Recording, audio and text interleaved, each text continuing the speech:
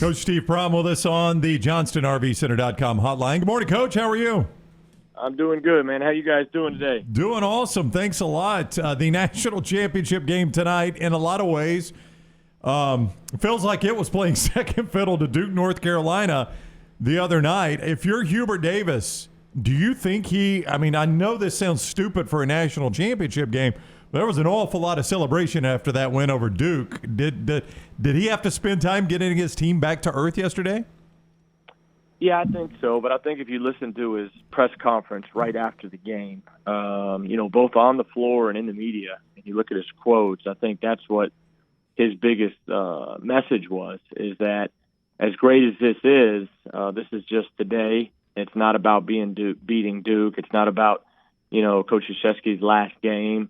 It's about an opportunity to play on Monday night. And so I think he's done a good, from the outside looking in and from the quotes, I think he's done a good job of addressing that, right away from the buzzer sounding, to the locker room, to the press conference. I'm sure he did that all day yesterday. But he knows the opportunity he has. He loves North Carolina. You can see it. Obviously, they've got a great, great family there. I'm excited to watch this tonight. Carolina has 6 double-digit losses this year, 4 losses by 20 or more points, but now they've won 10 of 11. How did they get so good? Well, I think they're resilient, and obviously Hubert's a great leader. He's got obviously a great staff there, and they've got great character, and they've got great basketball character. You don't get the media attention that they got throughout this year, and really in some negative ways, of people question their toughness, question ability to defend, like you touched on. I mean, in big games, just getting beat by double figures. So there's a lot of character in that locker room. But you could see it kind of changing. The back half of the year, the last couple weeks, you saw those locker room scenes with Baycott and Hubert Davis just hugging for it may have been 2 or 3 minutes after they won at Duke. And, man, they've played really well. And, I've talked to a coaching friend of mine that played them in the NCAA tournament and said they're as talented as anybody in the country when they're right. And obviously right now they're playing their best basketball, and it's going to be a great game.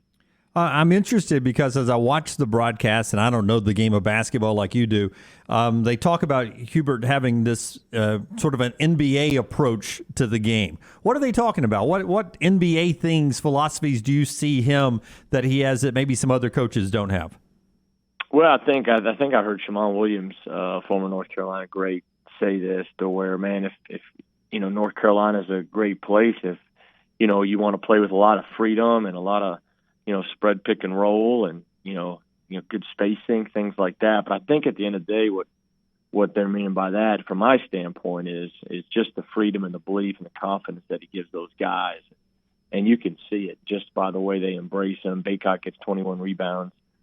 Caleb Love makes a big-time three that really puts them in position to win the game. And then Hubert's been there. I mean, he's played at the highest level as a collegiate player at North Carolina, in the NBA for multiple years, and he's one of those guys. I heard Hubert Davis speak at an SGA bank at one time and came away thoroughly impressed. So I thought him stepping into this leadership role, man, I thought he'd do a really, really good job. Coach Steve Prohm is with us at Coach Prohm on Twitter. If you would like to go follow him, see him on the field of 68. He's on the JohnstonRVCenter.com hotline. Look, it's easy to say, of course, Bill Self's teams are good. He gets all the best players. I mean, Kansas gets a lot of great players. Everybody's aware of that. What does he do, though, that makes him win all these games, has him in the Final Four all the time, and always seems like a contender? I think he coaches them hard, and he challenges them, but in the way that he still's got a phenomenal relationship with those guys. And certain guys probably can't play there, but the ones that can and stay the course, you see like a guy like Ochai Agbaji, and even the back end of this year with Remy Martin, and even the way David McCormick's been playing of late. The guys that can make it through those storms, they're going to be phenomenal for him. And, having a chance to compete against him for 6 years, and Frank Mason, Devontae Graham, guys like that. He's had phenomenal players, but I think the one thing that makes him so elite is they're so efficient offensively. They're efficient out of timeouts. Their execution and, multiple ball reversals and making sure they get a good shot every time down and then they really compete on defense. If you look at their numbers statistically, both on the offensive defensive side of the ball, most year in, year out, they're going to be top 3 in the Big 12 in those categories. 40 minutes shouldn't be so important to a guy like Bill Self, who's been Kansas's coach for 19 years. But if he wins tonight, that's 2 national championships. And people are going to say you can make the argument best active coach in college basketball. But if he loses, there are going to be people out there that say he's been there 19 years, only 1 national championship. He's underachieved. Is that fair at all? I don't think so. I've coached against them and know Coach Self. When you look at the amount of Big 12, you got to think about the Big 12 now. They've had last year had the national champion in Baylor. The year before that, they had the national runner-up in Texas Tech. The year COVID, it got canceled. Baylor and Kansas would have both been number 1 seeds in that year, and both would have had a chance to win national championships. And now Kansas is playing for another national championship, and that's just the last 5 years. So when you're winning conference championships at the level that he is in the Big 12, you're not only a phenomenal coach, but a phenomenal leader, and they've got a terrific program. But national champions, it's hard. Everybody wants to define you by that, but obviously this guy's already in the Hall of Fame and won a buku amount of games. But obviously I hope he wins tonight, just from knowing him and having a little bit of a relationship with him, but competing against him. I like Kansas to win tonight and then get his second championship. Yeah, I got 2 things, but first on you just mentioned tonight. Is one reason why you think they'll win tonight is because North Carolina will not be able to have a rebounding advantage like they had the other night?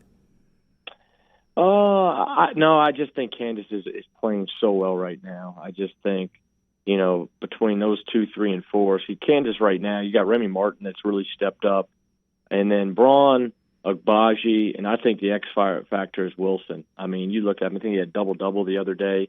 He's been terrific, and now they've got McCormick. Both teams don't really go to the bench. Remy Martin comes off the bench for Kansas, so he's probably the most dynamic player off the bench. But if you go look, they're not going very, very deep. And these starters are going to play a lot of minutes. They may go deeper tonight because it's the second game in 3 days, but it's for the national championship. So guys like Agbaji, guys like Caleb Love, they're going to be the ones that have to make the difference. But I just think Kansas is too good on both ends of the floor. I think they put themselves in this position, and I just think they're, I won't say they're the better team because Carolina's been phenomenal this last couple of weeks, but I think they're going to be the best team tonight. And I was wondering, because a guy who's been in that league before, the future of the Big 12, we know how everything is shifting in college athletics. They do seem still pretty strong in basketball. Any concern about the conference for you in the future? No, I wouldn't be concerned. Just being in that league for 6 years, it's the best basketball league in the country. And you can make your argument. All these Power 5, Power 6 leagues, if you threw the Big East in there, they're all good. They're all good, and you got to be good to win in those leagues. But I just touched on the last 5 years of the Big 12. I just think night in, night out, especially with the emergence of Baylor the last several years, the emergence of Texas Tech. You got Houston coming into the league. BYU is a phenomenal, tough environment. Cincinnati's got great history. And then obviously they're bringing Central Florida in. Obviously it hurts to lose Texas and Oklahoma, but Houston's, playing in an Elite 8, and so you threw them in the Big 12. Now you got 3 teams, you're talking about on a national level. And so a lot of respect for that league and the coaches in there.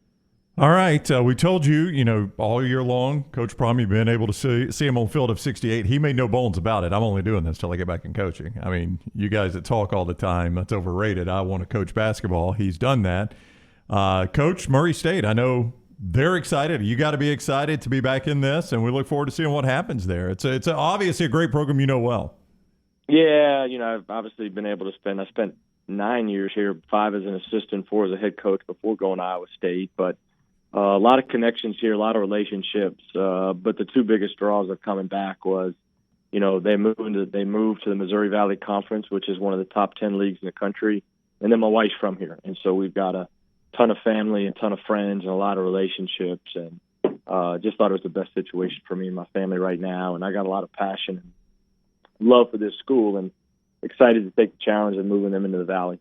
Do you have to play defense right now and make sure all your guys are not following a former coach to Baton Rouge, or any other place in this portal world? Because there are certain programs now that have 0 people on their roster. It's a crazy time to be taking over a program, it seems like. Yeah, I think we're all playing a little defense. I think that's just the nature and the landscape that we're in right now with college basketball, with the immediate transfer.